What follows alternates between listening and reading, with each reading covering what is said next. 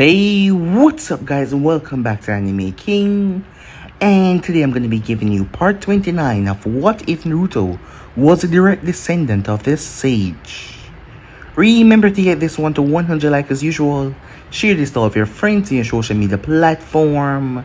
And also guys, go ahead and check out the brand new episode of What If Naruto was neglected and lost everything over an Anime King 2, and enjoy that guys. And on my third channel, Anime King 3, I post a brand new episode of What If Naruto was neglected with Jushin sealed inside of him, so go ahead and enjoy that guys. And if you're new, you heard that correctly.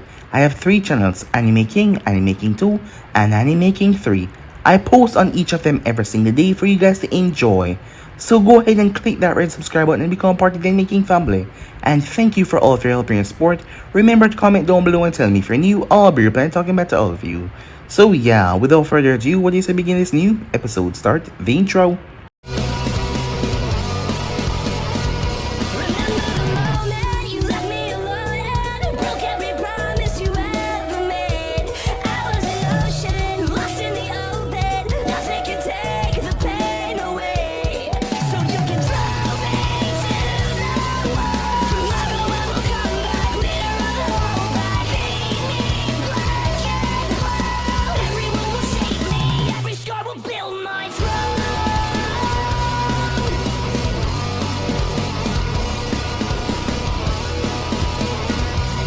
So, the last spot we left off, as Shin was sneaking away, but he ended up catching up with her. She was trying to save the others by doing this herself, but Naruto stopped her and threw a pebble. It was then that she saw it.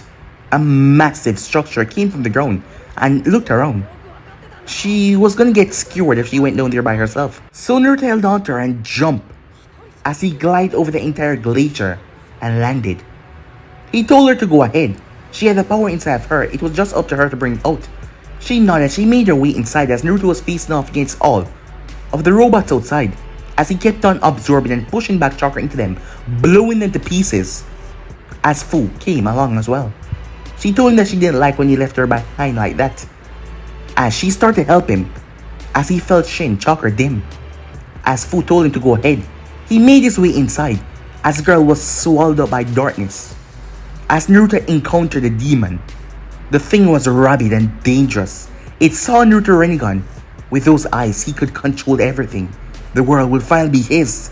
As it attacked Naruto, but Naruto held on to Shin as he blew it away. The light pulsing from the amulet that Shin had, the bell, it coursed through her and Naruto as they were able to vanquish the demon. With that out of the way, peace had returned back, but Shin, she had to pass her power on to the future priestess, as demon, darkness were never fully gone, as she just upset that Naruto already had someone that he loved. She told Fu to watch herself because if she slipped up, she would be there to take him from her. Fu simply gave her a challenging smirk. With that they left as they were on the calm waters. They were on the boat making their way, as Tway made a remark when she saw the both of them, making the both of them blush. As Fu told him that they could, as Naruto broke the tension by saying that they could go inside. As Fu started to blush even more, but chaos happened. As Kakazu and Hidan came on the boat. The problem started up as the lightning that Kakazu had created, the lightning storm. Hidan held his sight up in air. Stupid of him not knowing that it was going to cause more damage and good. The lightning came raining down as it slammed and exploded. All of them were thrown off course. When Naruto made his way, he arrived on the island. To his surprise, it was Uza. As a man came up calling himself the game master, as he told them that they were going to play his game. The one that won will get the treasures of Uza. With that, Fu, Haku, and they made their way. They had to face off against furious members of the ship, as their chakra was sealed most of the time. Naruto simply made his way as he had the Rinnegan. He could simply absorb the chakra out of the seals. Continuing his path, some of the seals got really difficult. As he saw the game master showed up, as the man told him that he can see it with his Rinnegan. As Naruto saw every seal and ruin, the man simply smiled. He told Naruto that he will get close to the treasure. As Naruto wondered what he was talking about, Haku finally made his way as he saw Tway. He saw her stand up there with the guy with the pike. She wasn't moving. In fact, she looked like she was in pain. As Hidan drive the pike through his heart, Teiwaya's eyes went wide as she coughed up blood. Haku screamed out her name. So yeah guys, so basically that's what I thought. You guys can switch across the place and check out for yourself. So this will begin this new episode. Moments before the disaster. What the hell? How are you still alive? I watched you get roasted by that lightning bolt, said Teiwaya. As Hidan walked forward, his Akatsuki robe was destroyed at the top, leaving only tatters to blow in the wind. His hair looked a bit singed than it had been before, and it looked like he tried to smooth it back down, but it did not work. But the weird thing was he looked perfectly okay. Not even a burn mark or a scorch on his skin. Yeah, and I'm gonna get that bastard Kakazu back when I catch up to him. That asshole caused my talisman to melt. He put his hand to his chest where a small metal something was on a severely cinched wire around his neck. A few thousand bolts turned into nothing but a warped metal. And the sight in his hand, the blade, was okay, but the metal was shifted and warped the stand that he held onto. No way, Teiwaya said. There is no way you could have walked out of that damage.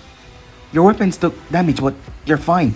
She took a step back, some basic instinct in her body, telling her to get away from this freak of nature. Hidan smirked as he slammed his sight into the ground. Of course you be heathen. Jushin Sama has bestowed his gift upon me, so I can continue to offer him sacrifice forever. His head dipped as his knuckle tightened around his sight, so it became white. Now come, he said, spreading his arms wide, sharing the sweet ecstasy of pain with me. Teiwaya took another step back as Hidan smirked. She shook off that vibe that she was getting, as her face twisted back into her normal snarl. Screw off, you freak! Hidan twirled his staff as he caught it. That's right, it's no fun for me or Jushin Sama when they go down easily. Fight for your life. Make the blood you spill on the floor even sweeter for Jushin Sama. Teiwaya quickly bring her flute out of her cleavage as she started to play. Sorry, harlot. Jushin Sama doesn't take musically melodies, only blood. As he rushed forth to swing the sight. To cut her a bit, he didn't want to kill her so easily after all. But to his utter shock, her body broke down in dust and ash. He looked down for a few seconds, swinging the weapon as he placed on his shoulder. Pretty neat trick, girlie, but did you really need a stupid flute to do it? Get a cooler instrument, like a guitar or something. As he spin and strike as he felt something behind him. As he struck right through her. Tay surprised though her body separated, her upper half flowing in the air while her bottom half turned into dust. The melody was still playing despite she wasn't holding a flute. Get a clue, freak. The flute is the best instrument there is. As to prove it, she shot forward and jabbed the flute right into his eye that had came out of similarly nowhere. He stepped back as he clutched onto his face, writhing in pain as he cursed. The man ripped it out of his eye socket, blood pouring as he put a hand up to cover it. You bitch! That actually hurt, he said. The man then moved his hand, shocking Teiwaya. His eye was fine. Blood was there, but his eye was fine. He wiped the blood away. I knew you were going to be fun. Your sacrifice will definitely prove Jushin Sama. What the hell are you freak, she said. Hidan leaped forward, looking to bisect her down the middle. But his sight made no resistance as she disappeared into ash and dust. He looked around. The ground underneath him exploded upwards. Vicious chains broke from the grounds with hooks that tear into his flesh. He cried out as muscle and skin was ripped. As he screamed profanities to no one in particular, seeing that Teiwaya wasn't there. But then she suddenly formed out of ashes around. Now stay down, you freak, as she watched him. The man looked at the ground as his body was paralyzed by the chains. His head then shot up as he grinned at her, madly. No. I don't think you understand, you bitch. We're supposed to share the pain. Right now, it's all myself. More chains burst from the earth, grabbing onto every piece of flesh, until it looked like his head was on a thick metal that was made from chains. Man, I wasn't expecting a genjutsu. That is such a cowardly technique, like what that bastard Itachi used. Hidan reached down as he pushed past the chain a bit, as he tore his arm open with his teeth. The world around him shattered as he snapped back into focus, as Teiwaya was now standing there. He rushed and grabbed her by the throat with tremendous speed. She was still in a shock as he threw her across the clearing. She managed to flip and turn in the air as she landed in a tree, as she had to move back as his sight ripped through the area where her face once was. He laughed as he swung his sight like a madman. She twists, she ducked, and she dodged. She couldn't even raise her flute as he was coming in so fast. But Hidan started to get too cocky as he swung in a wide arc. She grabbed his side as she used the momentum and flicked him over her shoulder. Damn it, bitch, just hold still. This is starting to get annoying, you know? Tway ignored that as she jumped back as she brought her flute up again as she started to play her melody.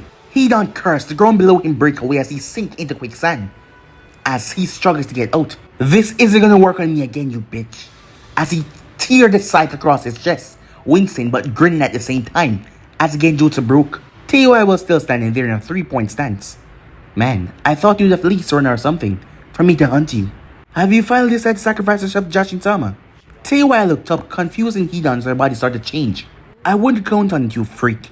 Just had to keep you busy for a minute. Her skin darkened until it was almost the same color as chocolate. Her hair lightened to a bright pink color. Black marks appeared under her eyes like little black spikes, like she was crying black tears. That was all he got to see though until she moved. She moved so fast it was like she just blinked away. As pain erupted in Hidan's skull. Man, I still can't get used to how good this feels compared to Curse Mark level 2. She stretched her neck as she flexed, feeling nature energy run through her body, enhancing her beyond her regular limits. Damn bitch, that was a hell of a punch, Hidan said. He walked out of the crater that she launched him into. She growled as she shot forward, appearing in his guard before he could even react, as she unleashed a barrage of Senjutsu punches right into his chest, before grabbing his scythe and throwing him. He crashed into the ground, a small shockwave blowing out because of it. She stopped when she heard him cough. Seriously, there's no way to meet this so hard. One way or another, I'm gonna sacrifice you to Jashin-sama, he said, as he pulled himself out like nothing happened. She took a step back as he got back up. There's no way he should be standing. At worst, that should snap his spine. At best, it should break his ribcage. What the hell, you piece of crap? Can't you just stay dead already? As she appeared in front of him again as she grabbed the scythe away from him and tearing it into his body. Hidan eyes wide as he spat out blood as a pole breaks straight through him. But she did not stop. She lifted him off the ground like a skewered piece of meat. Not good enough, Hidan. As he lashed out at her with a spike that he had hidden in his robe. She dropped the scythe and jumped back as she grabbed her arm as he had sliced into it. Finally, it's over, Hidan said. She took a few steps back as Hidan dropped down to the ground. As she watched him, he picked himself up. The scythe was directly through him.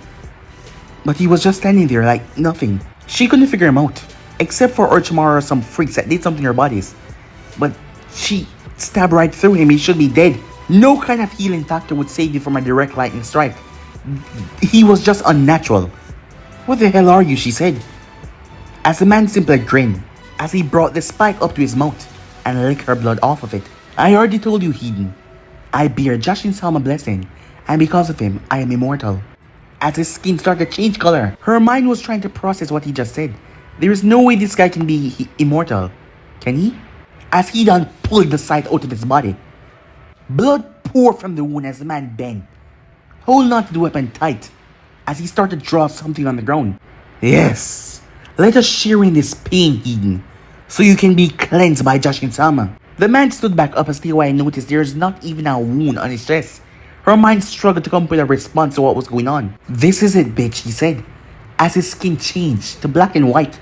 Tway shook her head as she snapped out of her shock. Put on some makeup, have we, freak, she said. Hidan grinned as she shot forward. Bam! Her fist smashed into his stomach. At the same time, her eyes went wide as she was thrown back. She smashed into the ground. She did not see anything, but it felt like a sledgehammer had slugged her right in the stomach.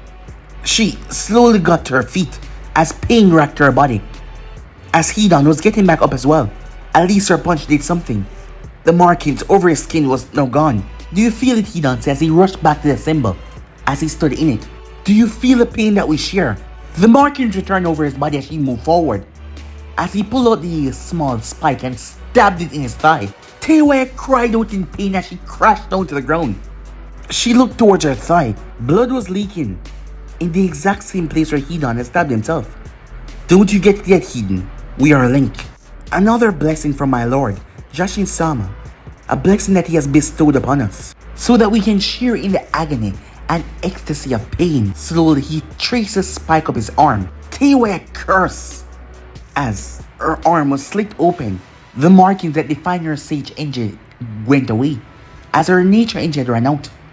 She cursed as the pain was now more intense. Unfortunately, I don't have my prayer necklace anymore, so Jashin-san will have to forgive me for cutting this prayer so short. Her eyes widened in shock and horror as he brought the side up and placed it right in front of his chest. You were a worthy sacrifice, harlot, but now it is over. She tried to move, but her legs just won't respond to her no matter what, as he teared the spike through his chest. Teowaya! She heard the scream behind her as she collapsed, but she was caught. Opening her eyes, she looked as she saw Haku frantically examining her. However, Teowaya had hung out with Naruto long enough to know that her injuries were fatal. You're a little late, shithead. She looked down to see that half of his body was coming from the ice mirror that had appeared in an instant. She tried to chuckle, but she coughed up blood as she felt pain as Haku held on to her and brought her through the mirror with him. No, you have to hold on. She almost wanted to laugh as he looked over her injuries. Green medical chakra flickering over his hands. She reached up and pushed away one of his arms. You're an idiot. You know that. She wasn't sure if the wetness on her cheek was her own tears or the ones that were dripping from his eyes. She reached up as she grabbed the front of his kimono and pulled him down. The brown-haired Yuki eyes widened as he found his lips pressed up against hers, but her head dropped back, unable to support itself anymore. I wanted to do that once before I kicked it, she said.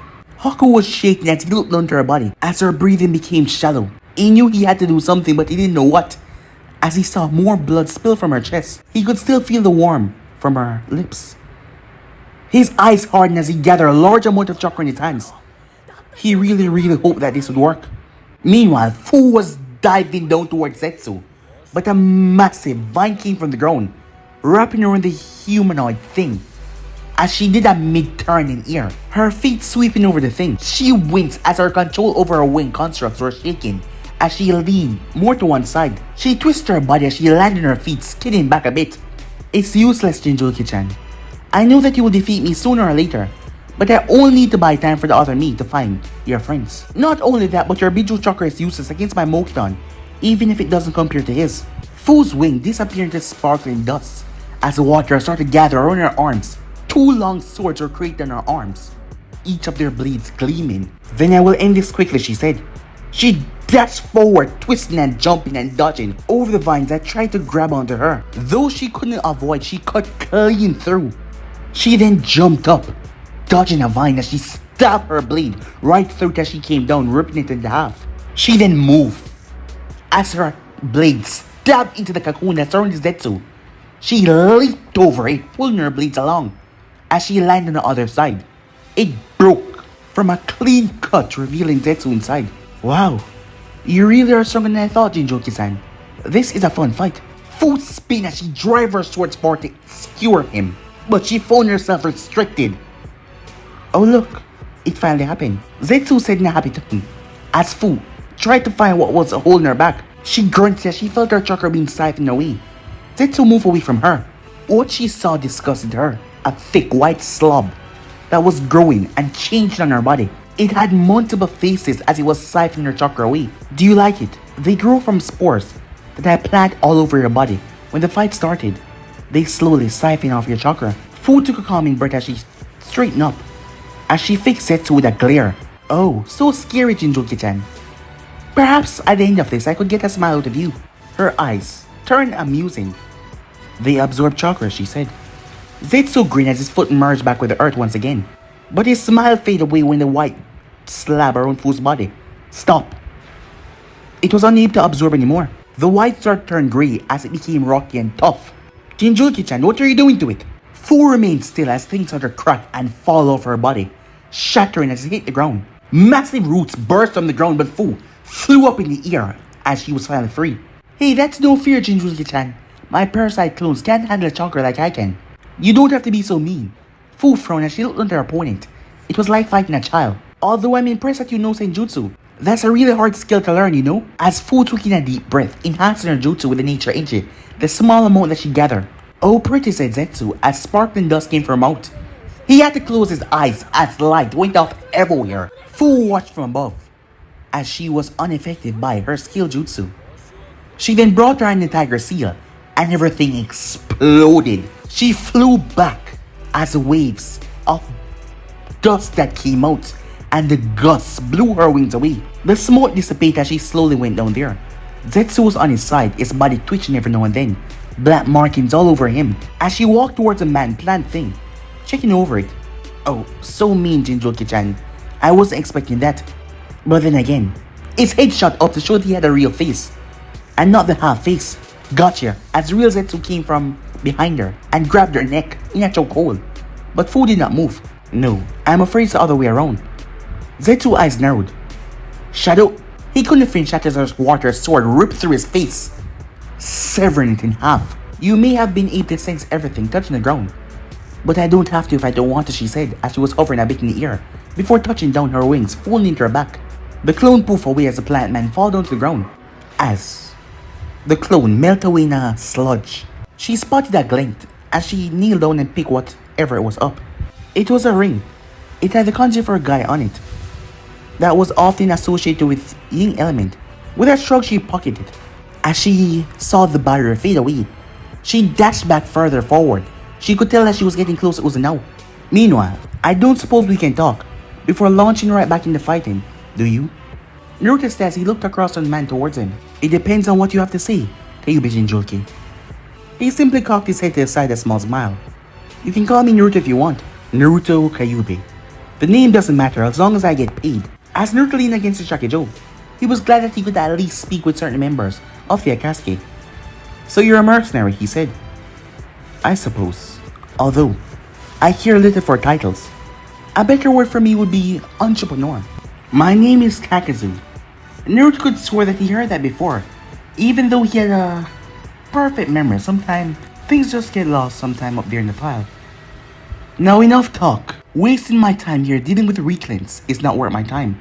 I have to go find my partner before he do something else as idiotic as whole as conductor in a lightning storm. Naruto sighed, so there's no way we could resolve this peacefully. Not unless you have a few million Ryu in your robes, which I doubt, said Kakazu. Really? Money? Kakazu nodded. As Naruto thought about it, would it really be wrong to just create the money and get rid of this problem? He sighed as his master popped on his head, whacked him with his staff for even thinking about it. Know this, Kyuubi Jinjoki, I am not sorcery. I will not underestimate you like he did. I have lived long enough not to do something like that. As Naruto sighed, his eyes started to pulse with chakra. Very well, he said. Sand burst from the ground as Kakazu looked around. As it spun around Kakazu, he was trapped in the center. As Kakazu's signature disappeared from inside the sand, as Naruto had to dodge threads, tiny threads that came towards him, the tentacles slammed into the ground, forcing dust and rock to fly. Is this all the Rinnegan can do? Sorcery must have been far weaker than I thought. Perhaps I should have catching his bounty after all. As Kakazu appeared, the grey threads came from his arm. Whoa, you're fast, Naruto said. Definitely faster than me, that's for sure. Well, when I like this. As Naruto stood up, confusing Kakazu, he felt the threads hit, but the blonde was fine. Mildly impressive. You have some form of armor or defense behind that irritating sand. As Naruto simply dusted off his robes. And you are like a walking rag doll. What is that anyway?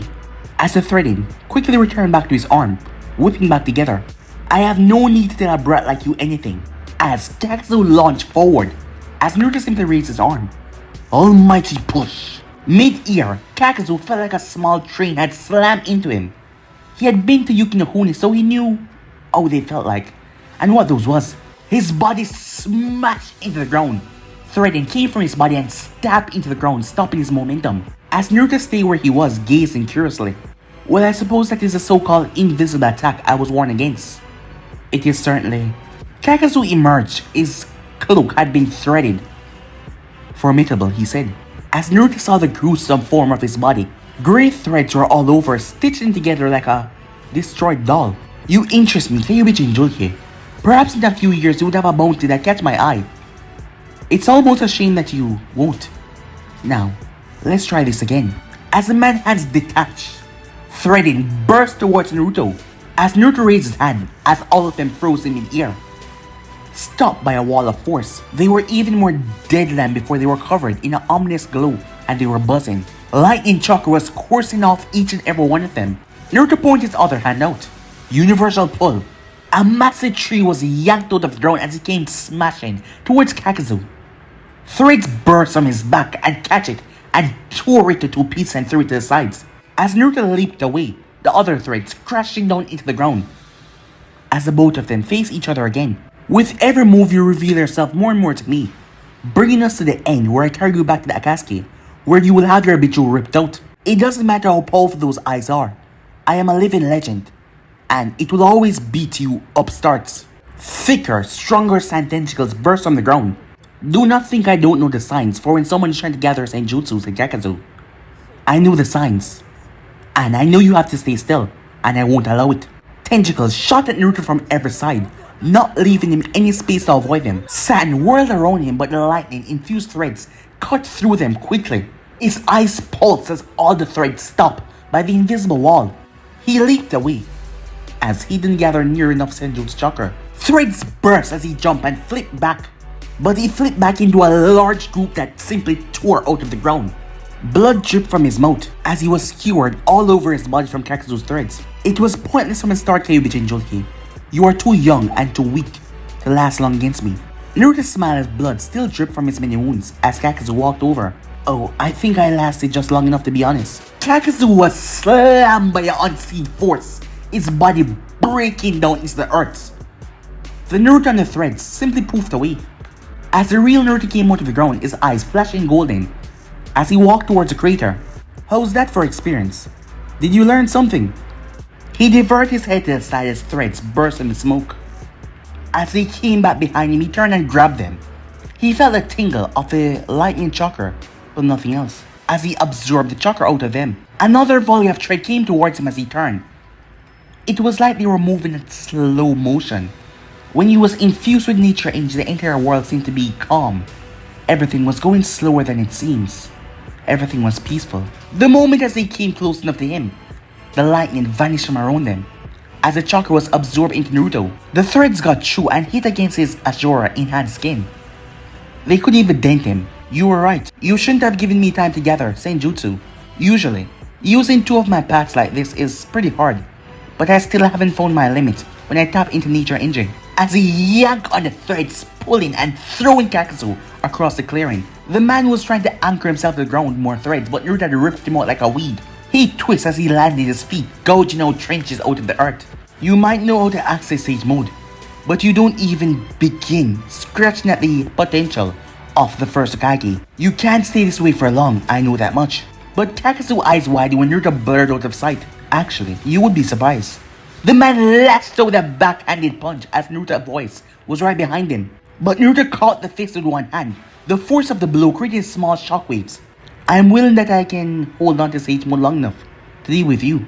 Unless you have any more tricks than these threads of yours. Kakazu smirked under his mask. Oh, more tricks than your young mind could even believe. Hundreds of threads burst from his skin, came out like they were trying to entangle the blonde. But he heard a winding sound below him as he looked down. Boom! Pure chakra slammed into him. It was a cannon as it sent him sailing. As Naruto had returned back to normal from the cannon form, his fingers as he flexed them. That was certainly interesting, Kakazu said as he emerged from the tree line. He was unharmed but not without a mark. A massive burn mark on his stomach. But if you want to turn this game into a Fire Power 1, then you're 100 years too young to challenge me. As Naruto started to get irritated at the man hyping up himself. Get ready, Kyubi Jinjulki. Suddenly, two masks burst from the man's back. Looking over his shoulders, they look almost like Anbu masses. Both of them opened their mouths as wind and fire combined. It was like a miniature sun came towards Naruto, a massive inferno. But when the blast hit, there was no explosion as Naruto simply absorbed it. Kakazu stood there as he grimaced as a monk absorbed the entire thing. Not even a scratch. Come on, is that your trump card? Big ninjutsu. Come on now, you put a fire in my belly. What else have you got? Two more bats burst from his back. A drilling bullet of water and a blinding streak of lightning shot towards Naruto. Naruto did not move as he simply absorbed it. As he started to understand Kakazu better and better, each element, one of those masks have one. But the more chakra Kakazu was sending his way, the stronger he got. Kakazu's hands burst from the ground behind Naruto. But Naruto could see everything, as he had two clones hidden in the trees. and with the Rinnegan link, he could see everything around him. Gedu, Kiseri, said Naruto, leaving one hand up to absorb the massive lightning water combo attack. Its other hand went through a single arm seal. Black shades came from his back, wrapping up Kakazu's arms. When the light of the jutsu faded, Naruto could see Kakazu's skull from 3 pair of eyes. How? Something like that should be impossible for a brat like you. How can you do 3 things like that at once? Kakazu said with irritation in his voice. When you sometimes have to share your sight 6 different ways, you get good at multitasking, said Naruto. The chains tightened as Kakazu grimaced. His arms were slowly being crushed. But the mask from Kakazu's back burst off from him, taking dark threads to create a form of their own. Each creature rushed towards him, forcing him to leap away, dropping their arm seal as the chains fade away into nothingness. As Naruto stood there, the monster-like creatures slowly surrounded him. He observed them. An almighty push wouldn't do much, seeing that they were just massive threads that could probably reform, and that would just be a waste of his chakra. And their bodies could reform because they were just threads, so that meant the only viable thing was their mass. Purple flames and blue flames erupted around his arms. Benbatsu, Susu, he said, as he pulled his arm apart as a thick black rod formed. It was a staff with a pointed gleam on the end. I may not be as skilled as Charuko-senpai with this, but I have a lot of time to practice over the last few years. As he twists and spins with the spade. Shariku? Of the Fire Temple. Naruto faltered for a moment as Kakazu's voice cut across the silence. Yes, he has a bounty of 30 million Ryu if I'm not mistaken. A worthy target. Perhaps when I'm done here, I should head over to Nakune. There are a few bounties there that I should pick up. As Kakazu was looking off into space, he turned back to Naruto, who was looking down a bit, his hair covering his eyes. I'll never give you the chance, he said. He gripped the spike in his arm. You will never touch my senpai as long as I can stop it. As he spun and lashed out with his staff, Kakazu's water mass split into 2, despite Naruto not directly hitting it. As it broke and fell to the ground, the threads withered away. Before Kakazu could say anything, Naruto lashed out in a dance, launching invisible wind blades everywhere. One by one, the 4 masks broke and fell, as Naruto twirled and stomped the staff in the ground as it burst into black dust. As he turned and started to walk towards Kakazu. You brat! This isn't over yet! Thread raised as they were blown apart. As Naruto walked, Kakazu stepped back as he felt fear. As Naruto moved towards him, threads came after threads as they all halted and simply blew. Damn it, I refuse to lose to a brat like you, said Kakazu. I've lived over 90 years and fought the first Hokage myself. My legacy is too great to end here. Naruto picked up his Shakijo from the ground. It was there the entire time, as he continued to walk until Kakazu's back pressed up against a barrier, unable to retreat any further. Kakazu sent a punch his way as Naruto knocked it to the side of the staff. As Naruto swung and slammed the staff into his stomach, Kakazu doubled over in pain. You are an old man clinging on to past glories, never properly experiencing life, clinging on to past and old greed. As Kakazu's eyes bled over, leaving his eyes white, his body being withered away, his skin wrinkling, his hair changed from black to white, his face becoming sunken. What have you done to me? He said, his voice sounding soft and weak and frail. It looked like the man had aged decades in seconds. The threads that were a part of his body broke and flew back inside of him, probably reforming organs and muscles that had been broken and destroyed during his extended life. I took away your chakra. The technique you are using has stopped. You are just an old man now. The barrier fell down as it recognized Naruto's victory over Kakazu. But Naruto paid it no mind. Now tell me about the Akatsuki, he said. Meanwhile, Haku breathed heavily, his breath coming out crispy as he looked down at Teiwai's down form. Her skin was pale, really pale, and little ice crystals were all over her body. It didn't even look like she was breathing, but if you look closely enough, you would see. As Haku laughed, as a small tear ran down his face, he saved her. He still wasn't sure how the idiotic, stupid thing he did worked, but he saved her. He used a medical technique designed to give chakra to a patient, but instead he used his own Hidan chakra, as it slowed her body metabolism down to the point where her blood barely flowed anymore. As he stepped back, he had taken a large amount of his chakra to completely replace Teiwai's, but he only had a few hours at best. He needed to get her to Naruto. Right now, he was the only one that could save her before the time ran out. The puncture wound to her heart had completely ripped through it, but because of her low metabolism, meaning her organs did not need oxygen, the energy wasn't using. but he was trapped inside the barrier with the Akatsuki member. He couldn't have performed the procedure out of the barrier, where his chakra was suppressed. Know that there were 2 alive contestants inside the barrier, sealed back up again. He had moved a distance away from Hidan though. Come out, girlie. You took my sacrifice away from me. Now you have to repay it with blood. Haku's eyes hardened, his chakra was low. He had to end this quickly. Hidan slashed to another 3, as his sacrifice had gotten away. But she wasn't dead, he could feel her heartbeat. Slowly, but it was there. Whatever that other girl did to her when she took her away, he did not know. He sliced another 3, only to pause because he saw himself. No, it was his reflection from a mirror. He approached it, as he grinned. There was a lot of blood over his body. Hey there, handsome. How you... He paused. As he cried out in pain, something tore through his back. He spun to see himself, as there was another mirror behind him.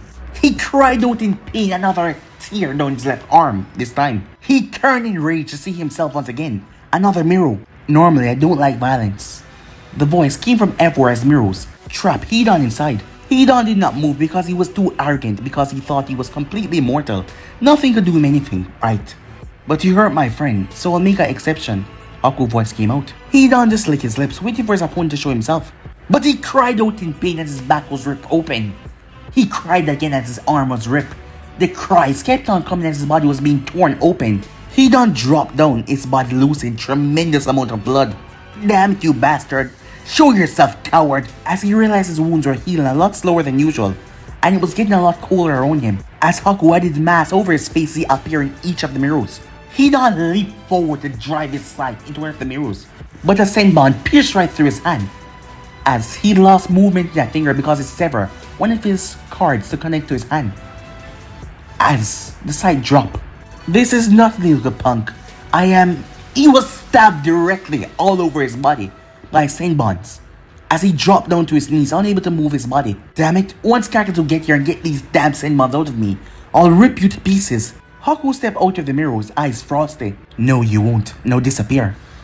As his entire body got freezing ice. Haku panted as he felt exhausted from using so much chakra, the ice mirrors going down. He glanced towards Hidan that was stuck there like a living statue. Heal from that, he said, as he made his way to find back Tway, who he had hid in a tree.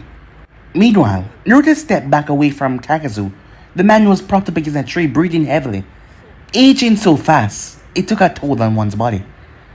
As Naruto had learned a lot, as the barrier had dropped down. Summoning, said Naruto. Poof!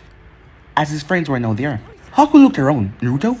As Naruto noticed Tway, pale, as he get a while to get realigned with summoning, because one moment he was running towards Uzu, thinking that was where Naruto would be. The next moment he was here. Haku? What's wrong with Tway? Haku gently placed her down in front of Naruto. She faced the Akatsuki member. He had some kind of healing factor or something, I don't know. But he used a jutsu unlike any I've ever seen. He connected his body to Tway somehow because he stabbed himself, and now she's like this. As the boy's voice was frantic. Calm down, Haku, said Naruto. As Naruto was thinking about what Snan taught him.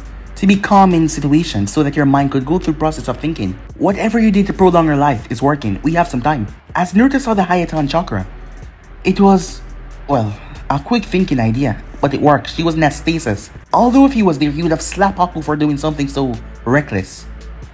But still. What happened here, said Fu as she glanced around the destroyed clearing. As she glanced towards the desiccated man on the tree. That's our other Akatsuki over there by the tree. Don't worry about him, said Naruto. Fu just nodded, taking Naruto's word for it as she looked around at the destruction the fight between Naruto and the Akatsuki member could cause. How are you two so calm? Both of them turned towards Haku, who was on his knee, right beside Tway. Naruto crouched as he placed a hand on Haku's shoulder. Don't worry, Haku. I once promised I would never let another friend die, if I had the power to prevent it. If we aren't calm, we can make mistakes. We know how you feel right now, trust us. The adrenaline that he was carrying wore off, as he was running on fumes from his battle. Come on, we need to carry on. I can't do anything to help Tway while my chakra is suppressed like this. I only had time to summon you guys before the barrier came down, as the island spanning seal was activated once again. We need to find somewhere that is out of the area of effect. I bet that is in Uzu, as Naruto carried Tway, bridal style. With Naruto vision, they were able to move up around all the barrier traps. But then they came along to a new problem. A massive wall that seemed to span around the entire village. That wasn't the problem though, the wall was shattered and broken. The problem was a massive ceiling array that stuck to the wall like a second skin. Perfectly fine and intact. As Naruto saw the lightning containment seals, if he tried to absorb he would get shocked. The only thing that would get through this was excessive force. The kind that nations could muster with a large amount of shinobis. Damn it, Haku said. As Naruto walked towards the barrier, his hand moving around it, he gently set Tway to the side. As Haku rushed into the barrier, no more waiting, we have to save her as he slammed his shoulder into it. He got up again and slammed his shoulder, but Naruto placed that hand on his shoulder. You're just exhausting yourself, Haku. You know that won't work, said Naruto. His eyes looked at the barrier, as Haku slammed his fist on it again. Tway's blood was left on it from his handprint, as Haku's hand went down. As Naruto saw the blood, it turned green, and the wall fell, as it opened up like a gate. But it started to close back up. As Naruto not the fool, she gently picked Tway up. As Naruto slung Haku over his shoulder, the boy was exhausted as he ran through. As it closed behind him. What just happened? Haku said, confused. As Naruto brought them over to a nearby building that was still in shape a bit. As he felt chakra flood his body, as Haku got back his energy as he stood up. His reserves that were tightly kept away by the seals, returning back to him. I'm not entirely sure, but I think Tway's blood deactivated the barrier, at least for a short while. Wait, Haku said. But then, does that mean? Yes. I think she might be a Uzumaki. She must not have known after all. When Naruto introduced himself as Naruto Uzumaki, she did not say anything. But how? Naruto crouched down beside Tway. No time for that.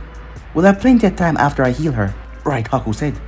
As Naruto's hand started to glow, Fu tied her hair up as she came over beside Naruto, as they started to work on the girl. As Naruto used a form of Snavi, regeneration technique, to refix Tway's cell. As Naruto worked, he felt like there was something wrong, but he put that away from his mind so it wouldn't distract him. Meanwhile, Hidan was still frozen, his body covered by the ice. The air beside him started to warp and twist as a wormhole opened up. A moment later, a single figure was standing there, his Akatsuki cloak blowing in the wind, as his one eye looked towards the judgeness. Interesting, it is just like you said. I cannot. I smell my chakra. Black Zetsu rose up a bit, so he would not get caught in the effects of the seal. As long as he was still connected with nature, he could still get away. Then it's a good thing that your space-time technique doesn't work on externally, controlling your chakra. The orange masked man nodded as he walked over to the Akatsuki member. Oh, interesting. It seems that they have a Yuki amongst them, or the Kyuubi Jinjulki has combined elements and formed Hidan chakra. Though that's unlikely, I could have sworn that Yukis were wiped out in the Civil War. This really is interesting. Hidan immortality was always a point of interest for me. I would so love to thaw him out to see if he can survive, having every cell in his body burst after the water expand as ice. Well, that is if I don't shatter him by accident. The man reached and took a hold of Hidan's left arm, as he slammed his other forearm into it, breaking Hidan's arm off. In any case, I'll be taking the ring back. You have no need for it, after all. As he sucked it away in a swirling black hole, he then walked off, leaving Hidan one-armed. Meanwhile, Kakazu wheezed as he tried to stand up from where Naruto left him right at the tree. But his weakened legs weren't supporting him and he just slipped back down the tree uselessly. He couldn't access his chakra, he felt so weak and pathetic. Pathetic, said a voice. To allow a mere child to do this to you, to leave you in such a state. Kakazu looked up. As he blinked, his eyes were going blind as he could see from his old age. Tobi? I thought you'd put up more of a challenge, but here you are. Finally showing your true age after all this time. Kakazu was confused. Tobi was a bright, idiotic go fool in the Akatsuki. Well, in the end you serve a purpose, you were set. Now tell me about the Kyuubi Jinjulki. As Kakazu could only stare in the eye hole of the mask, as he became lost as the eyes started to spin hypnotically, as he was lost in darkness. But guys, if you end episode right here, if you want the next part you want to do, like, subscribe, comment down below, and turn on that bell notification as they posted. Remember, share to all of your friends in your social media platform. And also guys, go ahead and check out the brand new episode of What If Naruto was neglected and lost everything over an Anime King 2 and enjoy that. And over an Anime King 3, I post a brand new episode of What If Naruto was neglected and Jashin was stealing Safin. So go ahead and enjoy that as well guys. And remember, if you're new, go ahead and click that red subscribe button and become part of the Anime King family. And thank you for all of your help and your support. And yeah, without further ado, I'm off for now. We'll see you guys soon. Peace. Well, I'm not done for tonight. Peace guys.